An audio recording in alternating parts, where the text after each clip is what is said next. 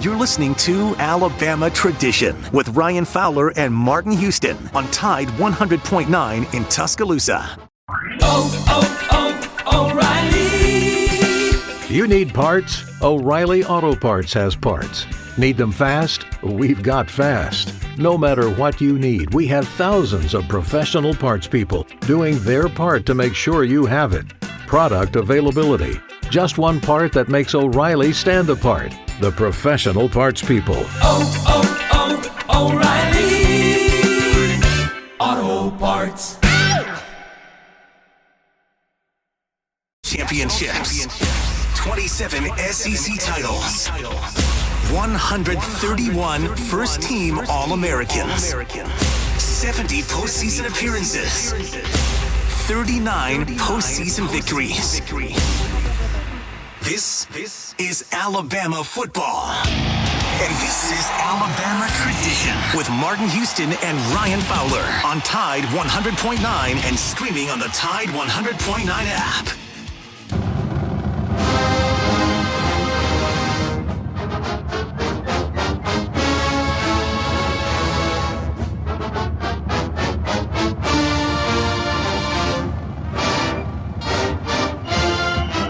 Welcome you into Alabama Tradition, live in Tuscaloosa, waiting the Heisman celebration. We are going to get that started. We're going to be talking about it. We're going to be breaking it down. Martin Houston and myself, Ryan Fowler, as we will get on with the show. We're going to talk about Alabama, but we're also going to carry that live tonight. And you know the filler, right? They get about 40 minutes of a little backstory and talking about the different celebration. It's a virtual, so it's maybe not as much meat and potatoes maybe as it has been in the past. But when you back up, you got two players at the University of Alabama, and that adds to the value. So we're going to be talking about Devontae Smith and Mac Jones. We will carry the announcement. We will carry the speech live. And then we will have a reaction show following that. Martin Houston and myself will carry you all the way into that. Then we'll switch over for just a couple of minutes. We'll let ESPN make the announcement live. You will hear that here. And then we will switch back and we'll do a reaction. We'll let either a celebration or will be a disappointment. Martin Houston, I hope all is well, my friend. Welcome into Alabama Tradition. All is well, Ryan, and glad to be in with you tonight. Well, Martin, I got to tell you, man, it has been a very busy day today. We've had a lot of different stories that are flying around. And I don't even know, where we start. We've got an offensive coordinator that will be leaving us. That's big news. We've got Jalen Waddle returning to practice, right? We've got Alabama collecting all the different awards and postseason things, including the Heisman that'll be awarded hopefully tonight. Alabama guy walks out of that. We've got the COVID-19 issues around Ohio State and the talking about the possibility of the cancellation or not the cancellation, but the postponement of that national championship game. We've got different athletic directors, including Greg Byrne, saying that everything is good to go. We've got people saying the Big Ten is trying to govern Ohio State that maybe would prevent some of the contact tracing side of things. It's like, where do you start, Martin Houston? Oh, yeah, well, and by the way, Alabama beat Notre Dame, too. Oh, yeah, don't forget about that. Right. That's why we're playing in this game. But, Ryan, I'm going to tell you, as soon as my wife heard about the Ohio State. Now, sure. I think my wife is married to a football player and a radio guy, but she's not into the sports scene, right?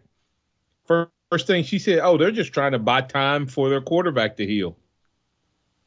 I fully agree with Mrs. Houston. She nailed it. Buying time? Yeah. Yep. She nailed it. I think so.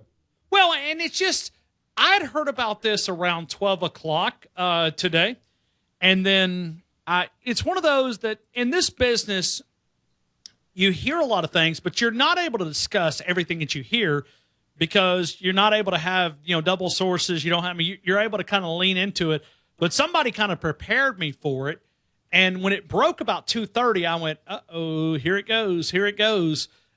So we have spoken to different people talking about up there, and we've had different sources. Either way, Justin Fields, let's go back to that hit, Martin. How much college football has changed? I didn't think it was targeting. How about you? Well, it's targeting based on the fact of how they govern the game and play the game. You know, the running backs do that virtually every time they get ready to initiate contact. But if a defensive player does it, it's targeting. I guess defensive players' necks and spines and concussions aren't as bad as offensive players, or they're just not stupid in the ruling. But anyway, based on the rule. But I mean, I know a fullback that might have been called for targeting at some of those blocks that you threw back in 1992. I say all the time, I'd missed a game I'd been out every other half. I mean, I'd start the first half of one game and probably missed that game, and then I'd start the next game and missed it. I mean, I would not have played a complete game probably my entire career. If, of course, they say, well, you would have changed the way you block. Well, that's probably true, but I probably wouldn't have been any good if I changed the way I blocked. I mean, maybe not, but it is sad, and I hate it for the kid, Ryan. And I have no problem with the targeting rule being called.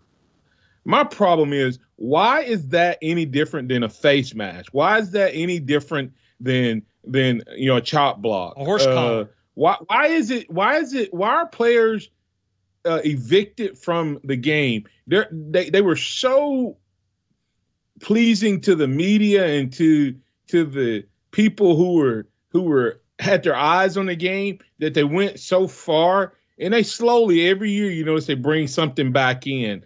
This year, at least, the guys didn't get the walk of shame when they got kicked out. Next year, I think it'll be a personal foul. Now, if you get two of those in one game, then maybe, Ryan, maybe you get expelled just like you do on a personal foul. How many guys have gotten more than one targeting and think about that for a second.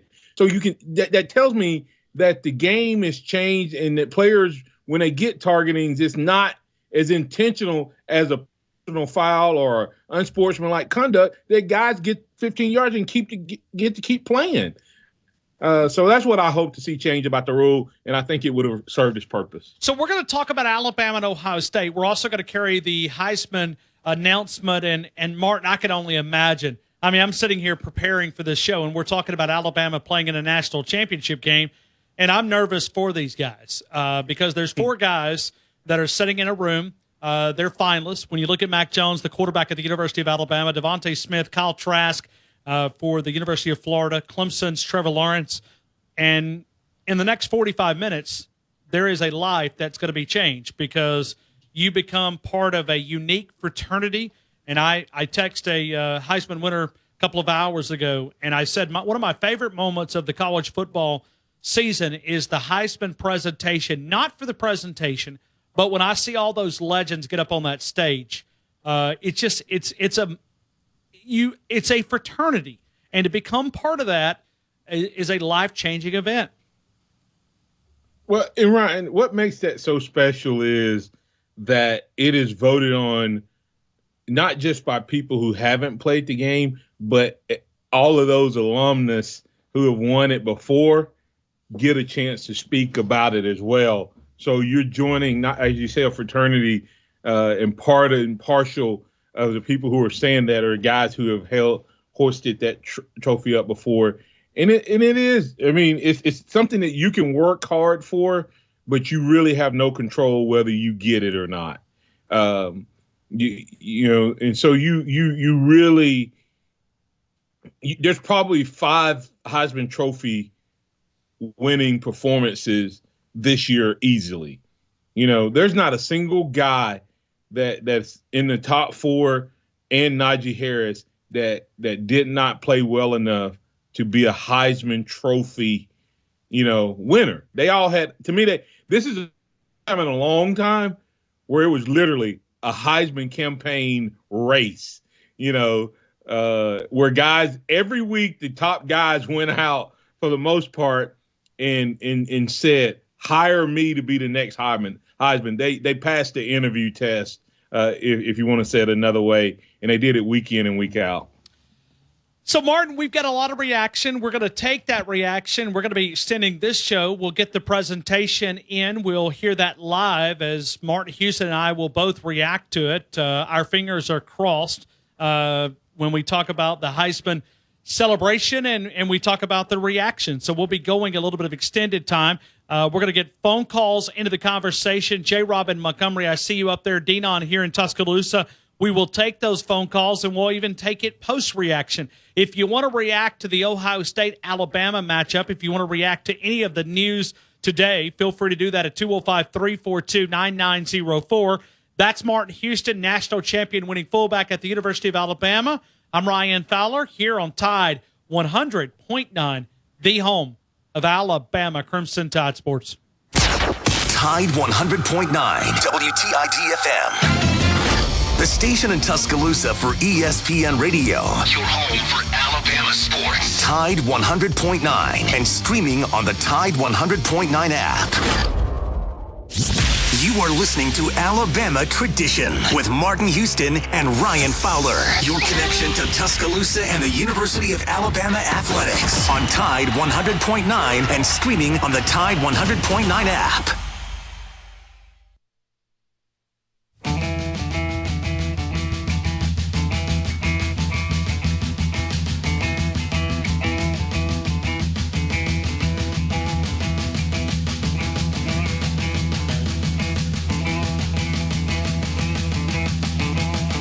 All right, so we will get things started. We continue the conversation. That's Martin Houston. I'm Ryan Fowler. This is Alabama Tradition as we cover the University of Alabama and all things involving the Alabama Crimson Tide. Practice today.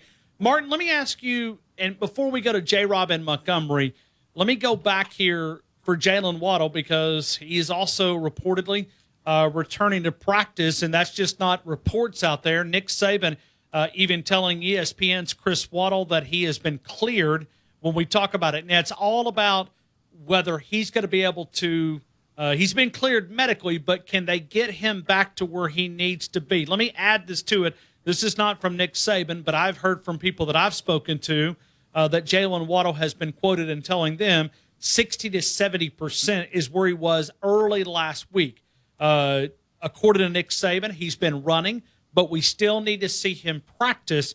Our medical team will evaluate him as the week goes, and we'll make that decision from there. He wants to play. He's been working hard to get back.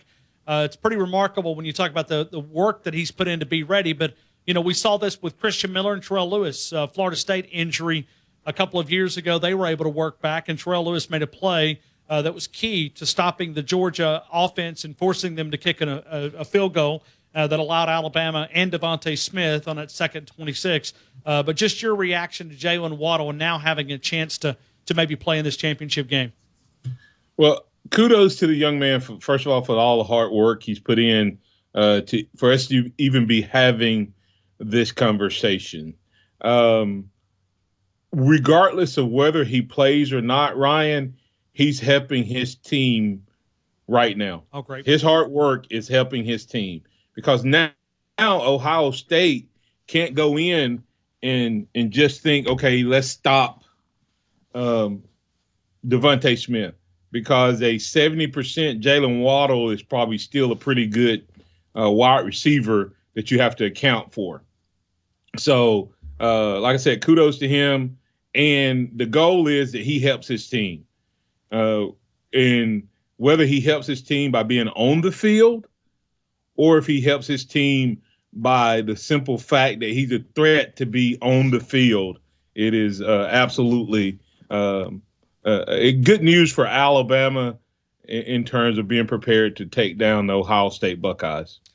So when you look at Jalen Waddle and trying to prepare for him, then you add John Mechie and you look at Devontae Smith, maybe being the Heisman winner. You look at the Buckeyes, the rumor that I have heard, now this is only a rumor at this standpoint, but I've heard their defensive front is where the Heisman, I'm twisting words, Heisman and COVID, really a big difference there. But I've heard on their front seven in that defensive line is where they've had COVID issues. You look at that, that's the strength of their team. But you look at the secondary, that's the weakness of their team. if they have to go up against another wide receiver. Don't you think Jalen Waddle at 80% is better than most at 100?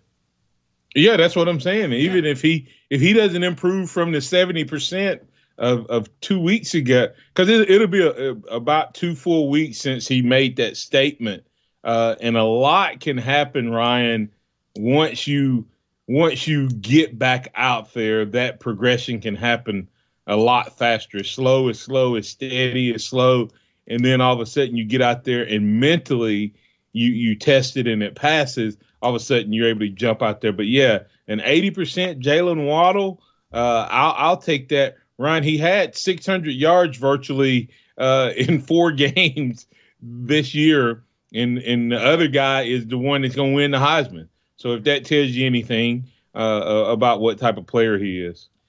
Well, and let me also add this. Let me take Denon here in Tuscaloosa. Denon, welcome into Alabama tradition, the past, present, and future of the Alabama Crimson Tide. Man, how are y'all doing this evening? We're incredible. Doing good. Big day. Heisman Trophy, hey, God bless either one of these. I mean, as long as they give it to a Bama guy, I'm good, because I don't know.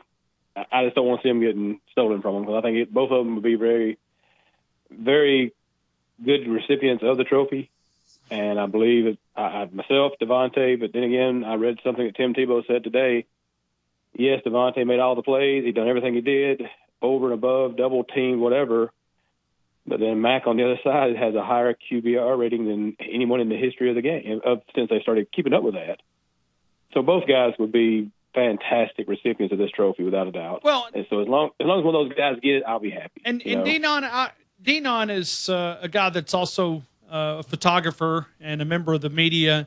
Him and I sat on the front row many times of Alabama press conference. Martin, when we look at Nick Saban, something that I notice, and I talked with Martin about this yesterday at lunch, is when you ask Devontae Smith or Mac Jones about their self awards or just trying to isolate something that they did on their own, I almost find that they're almost uncomfortable getting any type of recognition on what their self, because Devontae was asked about it, and it was almost like he was almost embarrassed. It was really unique watching that press conference. That's the way it was almost like, hold on a minute, I didn't do none of this on my own. It's a team. And I hear a lot of players saying it, but when he said it and Mac Jones said it, I almost found like that was so authentic to hear their both reaction. Martin? Yeah, I think those guys, because of the way they approach the game, Ryan, that's why they've been so successful. And you're right. I don't think there's a false bravado or humility either in terms of what these guys have done. And I understand what Tebow is saying, but in terms of the QBR rating, but are we just going to go off of a rating? What's his name? Also in a 12-game season against the best competition in the history of the SEC, set the single season record. Devontae did after he was supposedly going to be double teamed more and all of that. And here's what I say about Devontae. You can't argue with either guy, but Mac Jones was going to get the ball every single time. He was going to get the ball every single time. Oh yeah. But Devontae had to work to get open, and the guy dropped. Like when you see Mac Jones throw a bad pass, it's unusual, but it's not shocking. Right. When Devontae drops a pass, you're in shock. I was on Friday night. Yes. Yeah, you're literally like, oh my God, he dropped the pass. And think about that for a second. I don't care where it's been thrown, because not every ball he's caught has been perfect. He just makes every single play, and that's why I would give it to him. If I was the guy. Hey, either one of these guys, whoever gets it's going to congratulate the other one, because they know they're a double team here. And it's going to be fun to watch. I'm about like Ryan said on earlier. I'm a little bit nervous for all the guys. I'm sitting here and it just, because I know today's going to be a life changing event, and like I said, I'm sitting here and Oh yeah, I rushed home from work. I said I got to get home and see this. I really want to see this history-making thing. Sure. But hey, on another level, fellas, both of y'all guys, I know y'all are my brothers in Christ. Over the last few weeks, man, my family, I've spoken to Ryan through text messages. I know Ryan said something at one time, I believe, on the radio about it. But my mom, when she passed away last Friday, I never thought I couldn't prepare for that. But I know a lot of Ryan's listeners are listening. I know Ryan said something about it last week. But, hey, all the listeners, man, I thank y'all for y'all's prayers, y'all's thoughts. Tough situation, but, hey, I'll see her again. I know that for a fact. So, well, the hardest thing I ever went through, and I would encourage anybody, I know there's been a lot of people. We lost a big Bama fan up in North Alabama today with Zach. Oh, Bama Zach. Yeah, man, this guy was incredible. Heard a lot of great stories. It's hardest thing, and I've told Martin this as a pastor, with Martin having to sit beside somebody at a funeral, I'm often speechless. I don't know how pastors do it. They have to depend on the Holy Spirit to convict them and allow them to speak through them. But it's one of the hardest things you'll go through, and to be able to comfort somebody. And I know that there's two mountaintops to every valley, and you go through these challenges, and you'll think there's days that you're like, man, I can't get through today, but you find a way, and it kind of we look at our faith, and that's what gets us encouraged. So it truly redirects our compass in a way of thinking. It's like, hey, my direction, I got to make sure I'm heading this direction, because it's a situation where, giving your life to Christ and being obedient is one thing, but it's not just a one-time thing, it's a forever thing. Gotcha. And I just got another reason to get up there where she's at. And, hey, all the listeners, I'm praying for all y'all that's going through this COVID thing.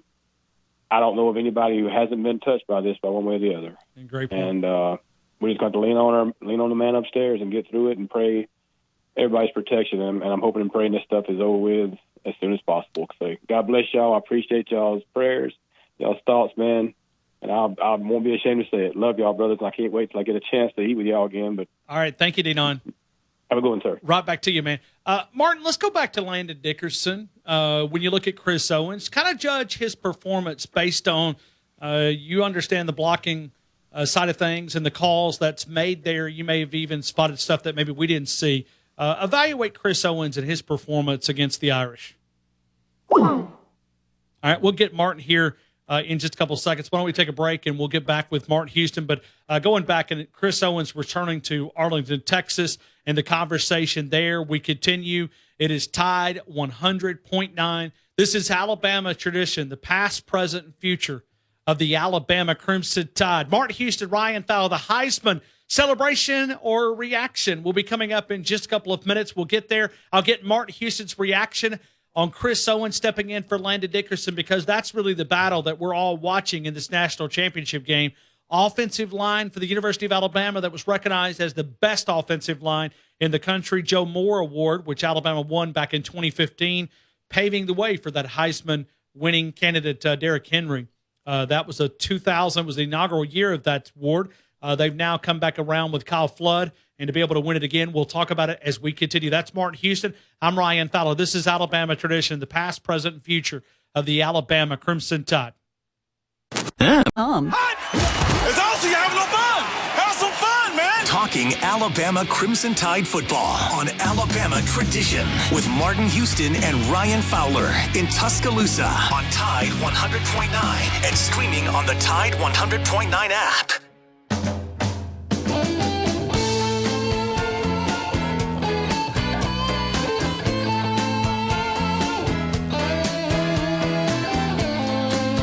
So we are less than 30 minutes away from the Heisman announcement. We will carry that live here on Tide 100.9. Martin Houston, myself, it's Alabama tradition. We do it every Tuesday night from 6 until 7, and then we carry it onward as we're going to delay the show and even go on a few minutes after 7 o'clock, and we'll take a reaction. We'll either a celebration or to be a reaction, and we'll react. Martin, what if let's go back to this Heisman here for a couple of minutes, and we're waiting. If Nick Saban stands up, we'll go to him as well.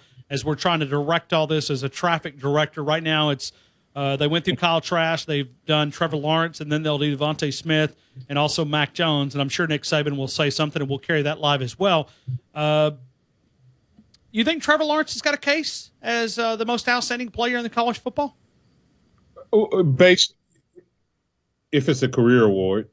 See, I feel the same way. Identical. If award, I don't know that he necessarily, with the number of games he missed, 2 or 3 games this year, and then the way he played in the biggest game, I don't know if the vote was in at that point or not. It would. The deadline would have passed. It was. Yeah.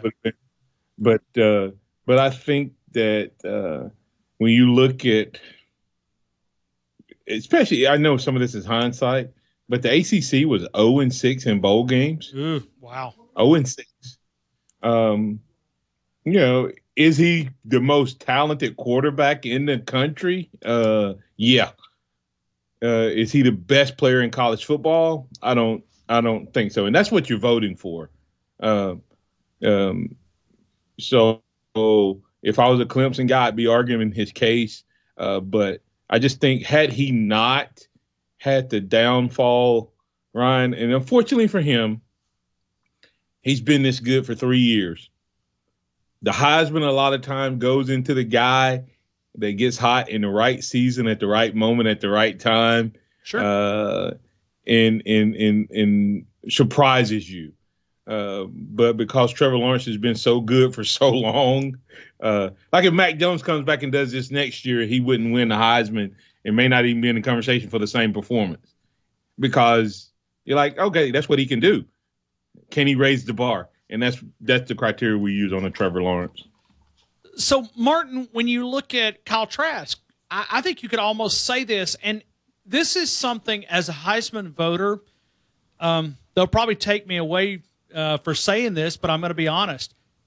I wish that I could see the best players against the best teams in the postseason. I wish that this award was post-national championship game where you could evaluate, because we look at Kyle Trask, and it is a team recognition, but it's an individual success. You took all those players away from Florida, and you see kind of how average Kyle Trask was in that game, as far as the bowl game.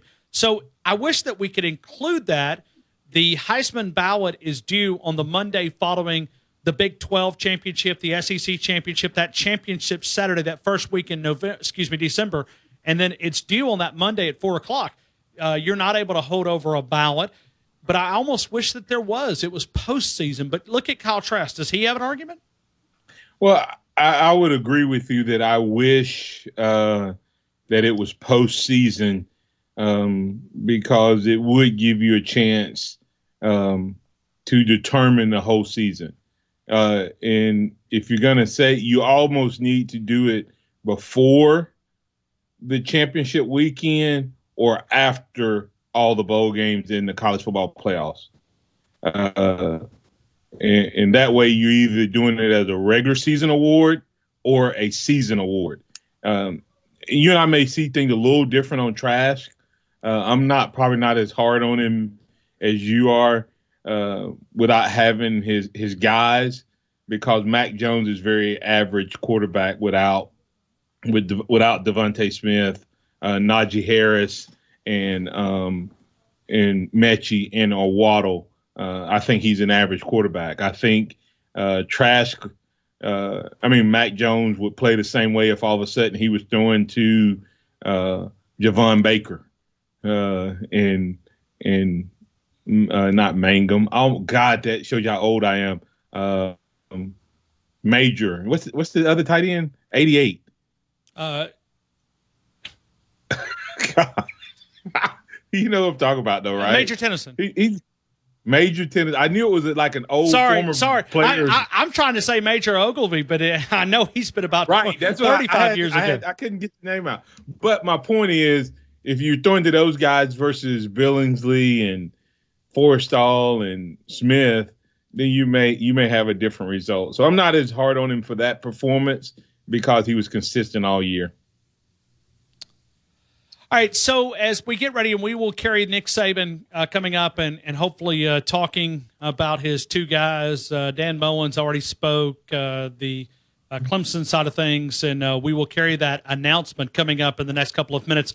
Martin, I set the audience up, and I wanted to ask you about Chris Owens. Landon Dickerson has been the anchor of that Joe Moore Award that was recognized as the top offensive line in all of college football yesterday, going to the Alabama Crimson Tide. Chris Owens having to step in there, evaluate his performance. What did you think?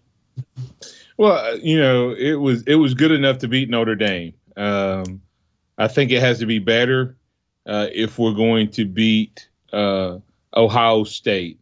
What we saw in that Clemson game was Trevor Lawrence looked average when when the middle was not protected, and the defensive nose tackle for Ohio State lived in Trevor Lawrence's face, as well as the outside guys. And I think that's where Chris Owens has to get better. Would I give him a passing grade for his first start? Yes.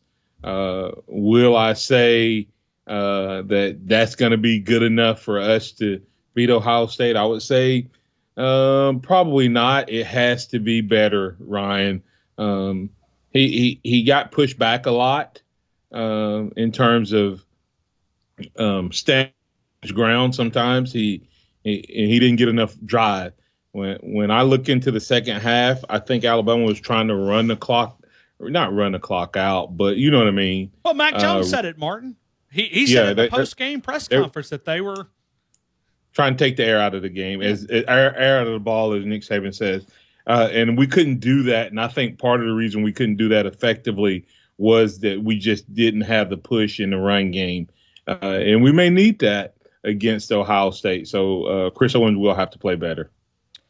Martin Houston, Ryan Fowler, this is Alabama Tradition, the past, present, and future, the Alabama Crimson Tide. The Alabama guys are going to be talking about coming up in just a couple of minutes. We'll break here, and that will allow us to set up to get ready for Devontae Smith and Mac Jones. We'll hear those two guys in the same room. What a unique moment it is for the University of Alabama. We will celebrate that moment. We will carry that press conference, that announcement coming up live. We'll hear the speech. I've made a prediction that if Devontae Smith wins it, it will be the shortest speech in Heisman history. A guy of very few words, except yardage and catches and touchdowns and receptions and records. He doesn't talk a lot. He allows his play to do the talking. I predicted maybe a minute or less for Devontae Smith. We'll continue with more of the Alabama Tradition, past, present, and future of the Alabama Crimson Tide. America. We are endowed by our Creator with certain unalienable rights: life, liberty, and the pursuit of happiness. By honoring your sacred vocation of education, you impact your family, your friends, and your community. At Grand Canyon University, our online bachelor's, master's, and doctoral education degree programs allow you to balance online coursework with observational and hands-on experience in the field. Find your purpose at GCU. Private, Christian, affordable. Visit gcu.edu. A good supply of sunshine this afternoon. The high today 57. For tonight, clear with the low at 32. Tomorrow, partly to mostly sunny, the high 60. Thursday, cloudy and much cooler. Rain likely at times during the day. The high Thursday at 49. I'm James Spann of the ABC 3340 Weather Center on Tide 100.9. The host of the game, Ryan Fowler, and the host of the Martin Houston Show, Martin Houston, have combined to offer a show filled with in-depth analysis of Alabama football and more. Alabama Tradition broadcasts live on Tide 100.9 every Tuesday from 6 to 7 p.m. and is available live and on playback on numerous affiliates around the Southeast. Check out alabamatradition.com for a list of affiliates, as well as other great content. All right, so this is Alabama Tradition, the past, present, and future, the Alabama Crimson Tide. Mac Jones is getting recognized right now. We're going to dive into that for just a couple of minutes as Brian is having to kind of traffic direct. We're going to go to the announcement as well, and Mac Jones out of Jacksonville, Florida, going to be recognized, and we will get into that, and you give me the thumbs up. We'll get over to that. We'll listen to a couple of minutes of that, and we'll get right back here. This is ESPN talking about the starting quarterback at Alabama. Jacksonville Beach Kid. And a jokester from the beginning, the youngest of three and center of attention, always happy, making everyone smile. Encouraged to try everything, Mac got into music, acting, and modeling, which helped develop memorization skills and footwork. Father Gordon, Mother Holly, and older siblings Will and Sarah Jane were all college athletes. Mac dove into various sports too, but a passion for football and early skills slinging the pigskin a long way made his choice easy. Jones arrived at Bama somewhat in the shadows and waited, watching, laboring, and learning, first from Jalen Hurts, then Tua Tagovailoa. Mac has earned 2 college degrees with a straight A GPA. He credits consistent grinding more than natural gifts. Mac looks, end zone, touchdown! Wow! Jones preps like an NFL vet, adjusts nimbly on the fly. Even as a first-year starter, brings contagious calm to the huddle. It takes moxie to lead the many alphas at Alabama, and Mac is poised, precise in the pocket.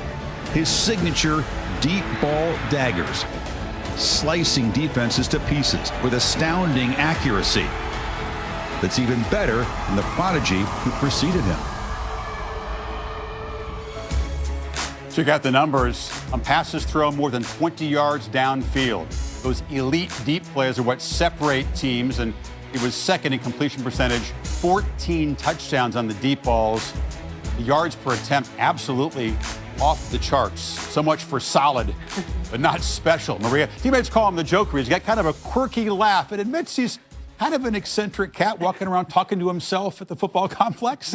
Well, either way you slice it, Chris, since Mac Jones was a kid, he's known exactly where he was supposed to be. Check this out. When he was 7 years old, he wrote a letter saying that he wanted to be an NFL player.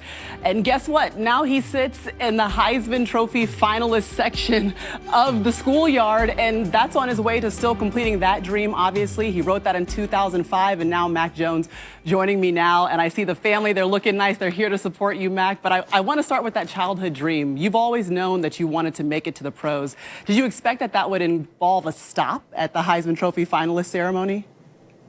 Yeah, I mean, I've always had a dream just to play college football and to have an attempt to win a national championship. So I'm just blessed to be at the University of Alabama. And a lot of people have told me along my journey that I'd never make it. And I just kind of put my head down and went to work and had help from a lot of great people.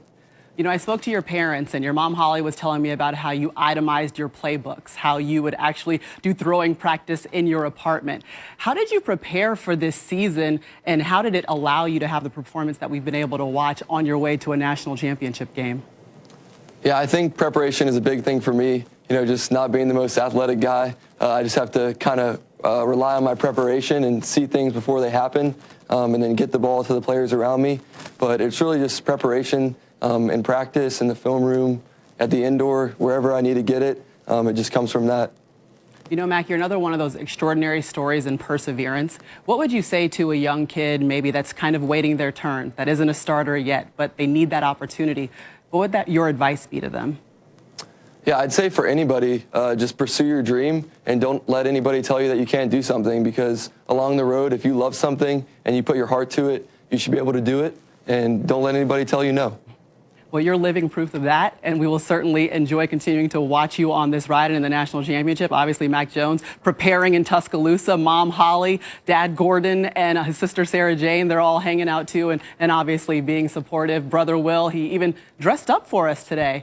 So good luck, Mac, the rest of the night. Thank you.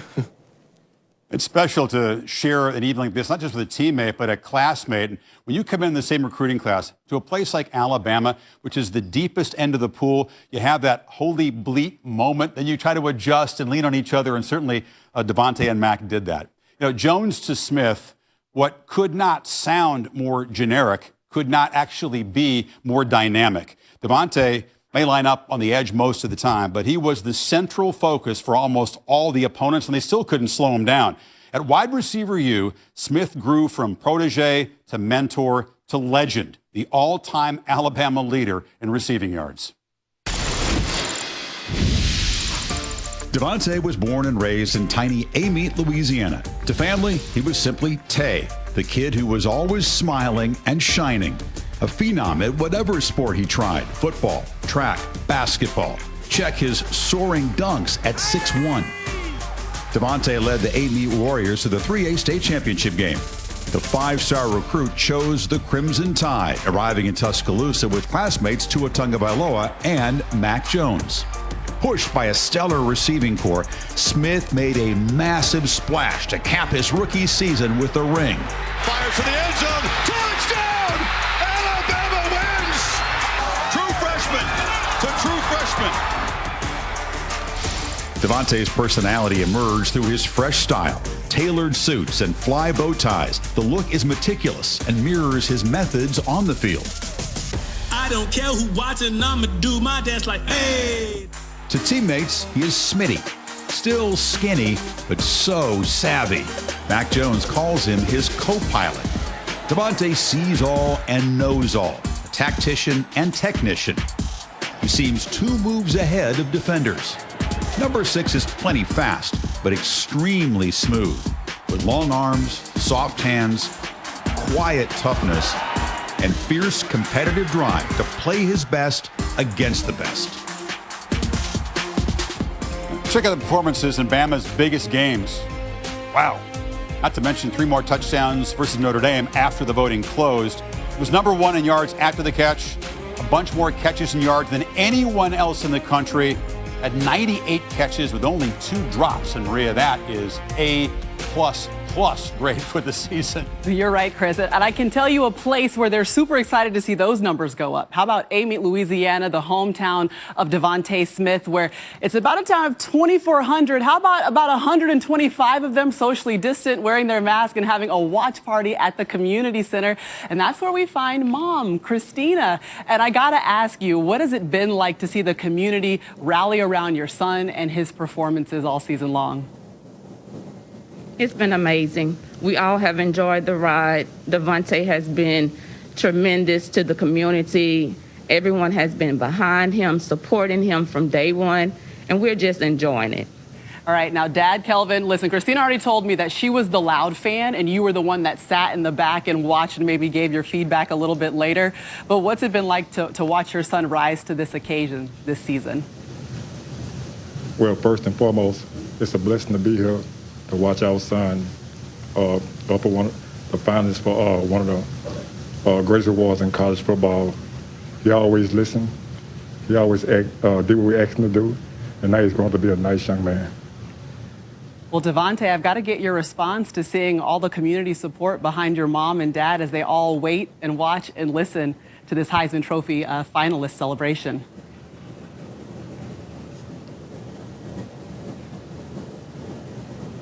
Devontae, can you hear Maria? Yes, ma'am.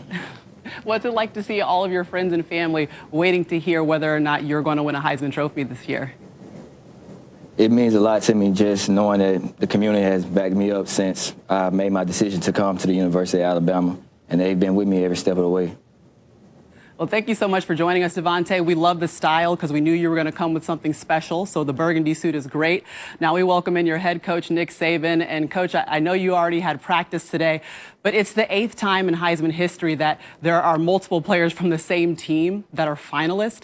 How would you describe the way you've seen Mac and Devontae grow throughout this season? Well, I think for all the folks out there that have young people who are looking for somebody to emulate, these 2 guys have probably done it as well as anybody that I've ever had the opportunity to coach. They're first-class people. They're great competitors. They set great examples as leaders, and they've just done a great job in our community representing our university, and they're great ambassadors in every way, shape, and form for the program. So these are the greatest young men that anybody could ever have the opportunity to emulate. Well, thank you, Coach, so much for joining us, and great praise from Coach Saban for his players tonight, Chris. Thank you, Maria. Najee Harris, running back, also had a Heisman-worthy type finalist season, and he finished 5th, so tremendous talent on that roster. We were counting down to the announcement, and then live college basketball, the Tar Heels and the Miami Hurricanes from the ACC at 8 o'clock Eastern time. One final timeout, and then we'll find out who will join this wall of Heisman Trophy winning portraits. The winners joining us live from their homes to welcome in the new member, all of them looking sharp. And we will welcome you right back into Alabama tradition. We will be setting up that announcement coming within the next 3 or 4 minutes. We'll break here. The live announcement with Chris Fowler and Maria Taylor, ESPN. Martin Houston, Ryan Fowler, we will be doing a post-Heisman reaction show to whoever wins that Heisman Trophy. We will carry that coming up in just a couple of seconds right here on Alabama Tradition, the past, present, and future of the Alabama Crimson Tide. O'Reilly! You need parts? O'Reilly Auto Parts has parts. Need them fast? We've got fast. No matter what you need, we have thousands of professional parts people doing their part to make sure you have it. Product availability. Just one part that makes O'Reilly stand apart. The professional parts people. O'Reilly!